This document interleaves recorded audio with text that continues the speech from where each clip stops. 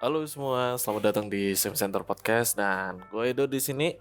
Di episode kali ini gue akan membahas tentang karir ya. Jadi di episode kemarin gue ngebahas tentang karir untuk di sim racing, tapi sebagai pembalap. Nah, gimana nih yang kalau misalnya buat kalian yang Bang, talenta gue kayaknya bukan di balap deh. Nah, ada nih sebenarnya kalau kalian tetap mau di sim racing gitu. Ada beberapa. Gue langsung kasih contoh aja ya. Jadi, yang pertama kalian bisa menjadi IO ataupun event organizer. Nah, IO ini sangat sangat penting banget buat kalian yang suka banget. Ini cocok sih buat kalian suka banget punya ide ya kan, random aja gitu untuk membuat balapan. Karena memang pembalap tanpa adanya event balap itu ya sama aja bohong, sama aja kayak pengangguran gitu. Cuman titlenya pembalap gitu ya. Tapi karena nggak ada event balap ya jadinya pengangguran gitu. Makanya itu IO itu sangat-sangat diperlukan di dunia sim racing. Nah, jadi kalian yang berminat banget ataupun biasanya punya ide-ide random ya untuk bikin balapan itu, kalian coba deh untuk jadi IO ataupun event organizer. Kalian nggak perlu ribet-ribet untuk bikin liga dulu sih sebenarnya. Untuk bikin single event pun it's okay, ataupun kita kenal dengan fun race atau weekly race ataupun apapun itu gitu. Jadi kalian bisa membangun karir di IO untuk di dunia sim racing di Indonesia itu sendiri. Nah, contohnya IO yang sudah ada di Indonesia itu sebenarnya ada banyak gitu. Let's say ada balap di rumah yang sering bikin balap di rumah dan Ramadan Balap Indonesia. Lalu ada Java Sim akhir-akhir ini ya untuk bikin weekly race. Terus kemarin ada JVSC season 2021. Lalu ada IRL Indo Racing League, Indo Formula League itu ada juga banyak. Dan juga yang terakhir ada HM Engineering. Nah, ini yang biasa bikin kalau kalian kenal tuh kayak NASCAR, lalu ada Indonesia, terus yang barusan ini ada F1 2021 kayak gitu. Tapi memang masing-masing liga ini ataupun IO mereka memakai platform yang berbeda-beda gitu. Nah, terus buat kalian yang pengen tahu cara bikin IO itu gimana gitu ya, kalian membutuhkan simpel sih, kalian cuman membutuhkan modal nekat sebenarnya sama ide-ide gila aja sih sebenarnya. Nah, gimana terus cara membikin apa namanya IO itu bisa menghasilkan untuk kita gitu. Pertama, ada dua hal kalau menurut gue ya. Pertama ya kalian dapat dari yang namanya registrasi fee. Nah, registrasi fee ini kalian bisa dapatkan dari biaya ataupun biaya pendaftaran nih. Jadi pembalap-pembalap itu akan membayar sejumlah uang untuk ikut event ataupun balap ataupun liga yang kalian buat. Itu pertama. Itu yang paling gampang. Kedua, jalur susah tapi damage-nya nggak ngotak. Damage-nya nggak ngotak ya. Dalam arti dapatnya banyak itu dari sponsor. Nah, gimana sih cara dapetin sponsor? Kalau menurut gue adalah lo lakukan dulu hal yang pertama itu, yaitu ya mengambil keuntungan dari biaya registrasi itu halal kok, dan itu itu sangat-sangat wajar banget karena ketika lo bikin suatu event, lo tuh mengeluarkan waktu, tenaga, pikiran itu modal kalian gitu. Jadi itu nggak bisa dibeli sebenarnya sama uang. Tapi dengan pembalap membayar registrasi itu, anggap aja itu adalah sebuah sebuah apresiasi ke lo yang sebagai IO dari pembalap seperti itu. Dan ketika lu berhasil balik lagi ke sponsor, ketika itu berhasil IO lu berhasil, event-event balap lu udah mulai dikenal banyak komunitas maupun pembalap-pembalap virtual, lu akhirnya harus membuat yang namanya proposal. proposal untuk sponsorship. Nah, akhirnya lu datanglah tuh ke brand-brand menawarkan diri untuk mau nggak menjadi sponsor di event kita. Kalian menjelaskan eventnya sebagus apa dan kira-kira marketing range-nya seperti apa, seberapa besarnya. Terus ya intinya adalah lo menjelaskan bahwa event ini menarik dan sangat-sangat bagus untuk ditaruh brand si A, si B, si C untuk ditaruh di event itu supaya menambah market gitu. Jadi ini ujung-ujungnya adalah marketing gitu. Jadi ya kalian bisa mempelajari dunia marketing itu banyak kok di internet gitu. Gua nggak akan menjelaskan ini semuanya. Mungkin episode-episode selanjutnya ya, mungkin gue bakal mencoba untuk membahas ini lebih dalam lagi gitu. Lalu yang kedua, kita punya yang namanya caster dan komentator. Nah, caster ataupun komentator ini kalau kalian sudah pernah terjun di dunia e-sport ataupun di dunia apa ya, kayak sebenarnya nggak e-sport aja sih, olahraga apapun kayaknya kalau ada komentatornya itu pasti akan lebih seru aja ya. Kenapa? Karena memang komentator ini yang bisa mengkontrol ataupun menjelaskan jalannya pertandingan ataupun balapan itu sendiri gitu. Nah, komentator ini ada dua, ada komentator biasa sama technical komentator. Nah, technical komentator ini yang paling istilahnya yang memberikan informasi lebih secara detail tapi singkat kepada para penonton ataupun para penikmat yang lagi nonton gitu. Misal si A ngomong gimana bro menurut lo ini karena gini bla bla bla bla gitu. Terus akhirnya si technical komentator ini akan menjelaskan secara teknis, sedikit detail tapi tidak panjang. Karena kalau terlalu panjang ya istilahnya kalian kayak mendengarkan guru ngomong. Kalau ngomong boleh menjelaskan mulu ya istilahnya kalian akan merasa jenuh gitu. Karena memang technical komentator ini bukan crowd control, tapi dia cuman memberikan informasi secara lebih detail dan lebih teknis daripada komentator biasa gitu.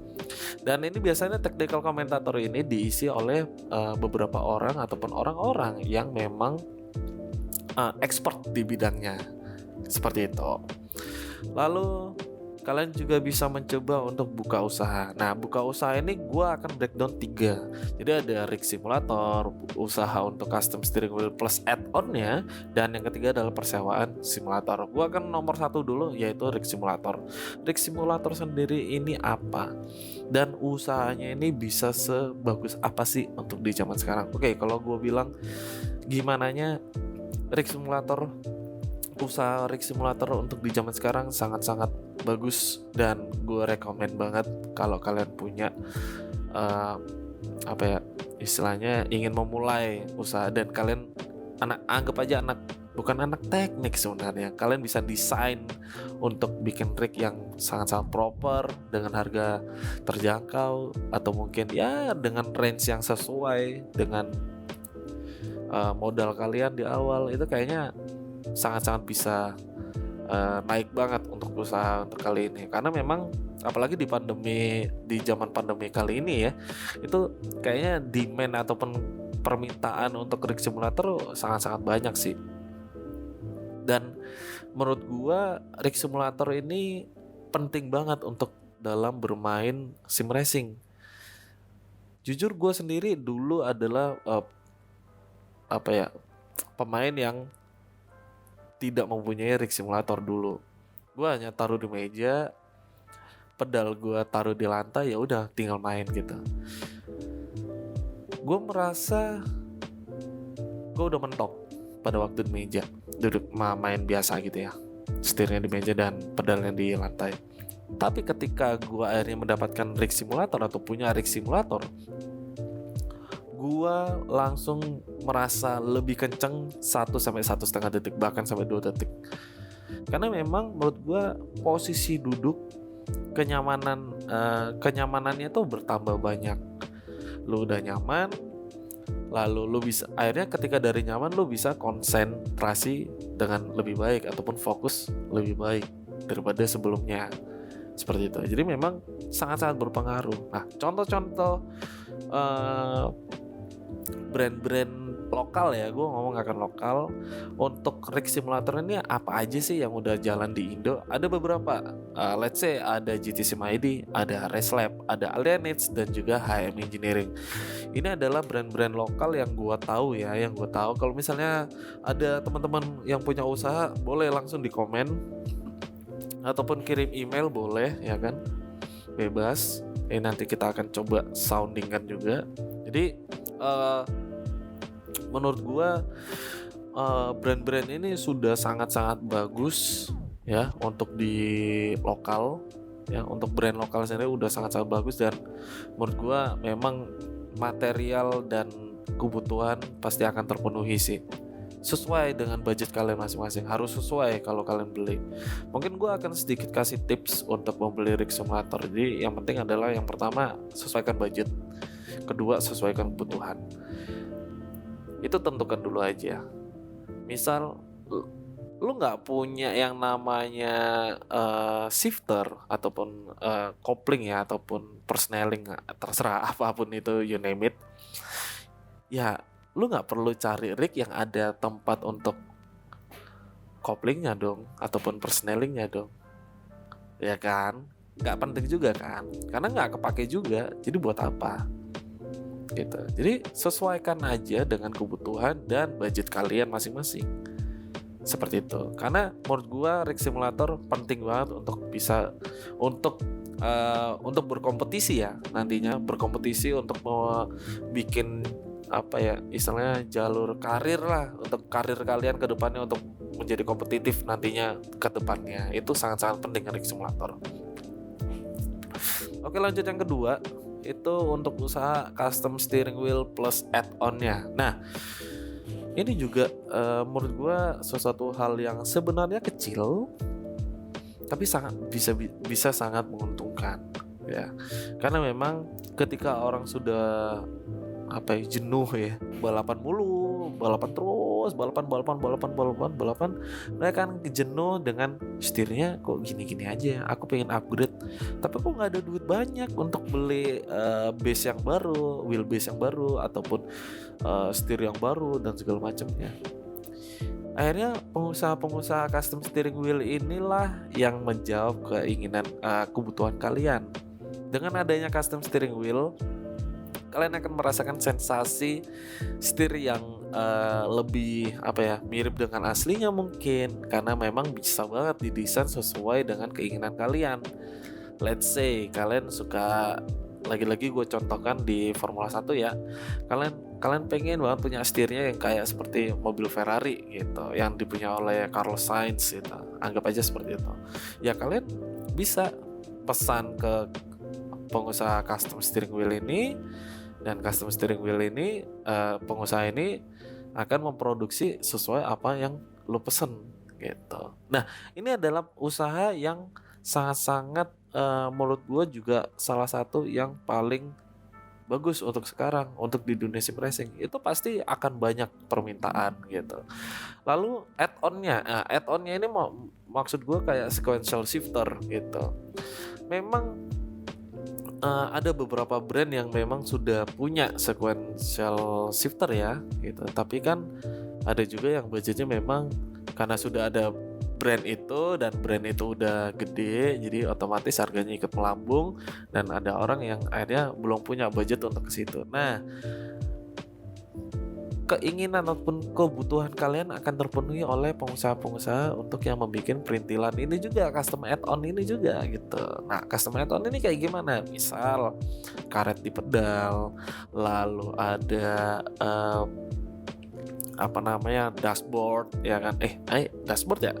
Ya pokoknya itu deh, kayak semacam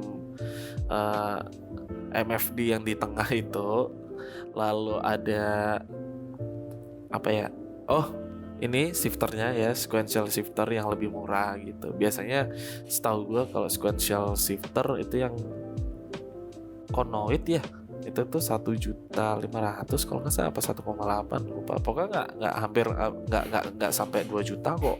Dan itu menurut gue itu sangat-sangat worth it untuk dimilikin gitu loh. Untuk kalian yang misalnya kalian balapannya balapan rally gitu ya kan, itu kan mendapatkan sensasi tersendiri ya, yang bener-bener kayak feel like I'm driving a rally car gitu loh.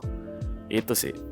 Dan yang terakhir untuk buka usaha itu ada persewaan simulator. Nah, kebetulan Sim Center adalah persewaan simulator itu sendiri. Jadi Sim Center, ini cerita sedikit ya tentang Sim Center. Jadi Sim Center ini dibangun karena memang pertama kita melihat bahwa ada banyak pemain sim racing ataupun player sim racing itu yang belum mendapatkan rasa ataupun balapan secara proper untuk dalam kelengkapan gearnya gitu. Dan di sini kita menawarkan sesuatu yang sesuai dengan budget kalian, dan akhirnya kalian mendapatkan feel balap yang proper untuk bermain sim racing gitu. Jadi ini adalah persewaan simulator ini sangat-sangat bagus juga untuk di zaman-zaman sekarang gitu. Karena memang kita tahu lah, nggak semua orang bisa beli langsung rignya, lalu setirnya seperti ini seperti itu. Nggak semua. Akhirnya persewaan simulator ini hadir untuk kalian ya, untuk menjawab keinginan-keinginan ataupun kebutuhan balap kalian itu sendiri.